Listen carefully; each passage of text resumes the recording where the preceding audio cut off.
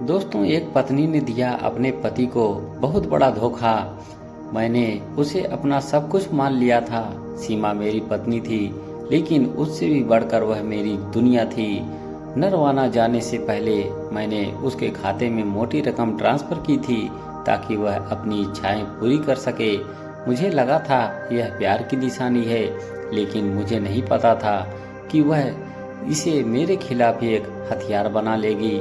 नरवाना से 2 महीने की छुट्टियां बिताकर जब मैं वापस आया तो सीमा और मेरे बीच कुछ बदल चुका था।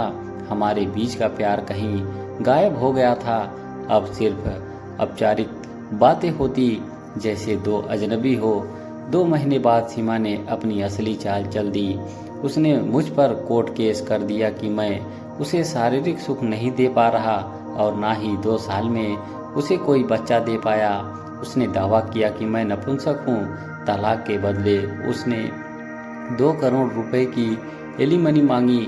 कोर्ट की सुनवाई से पहले मैं अपने दस्तावेज लेने के लिए घर पहुंचा। सीमा घर पर नहीं थी। बेडरूम में उसकी साइड टेबल की दराज खोलते ही मेरी नज़र कंडोम के रैपर और गर्भ निरोधक गोलियों पर पड़ी। यह देखकर सब कुछ साफ हो गया। सीमा जानबूझकर गर्भधारण करने से बच रही थी। जब भी मैं उससे बच्चा चाहने की बात करता वह उसे नज़रअंदाज कर देती।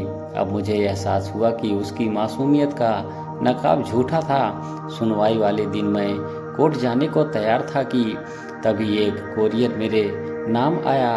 गाड़ी में बैठकर मैंने उसे खोला। उसमें सीमा की किसी और मर्द के साथ अतरंग तस्वीरें थी।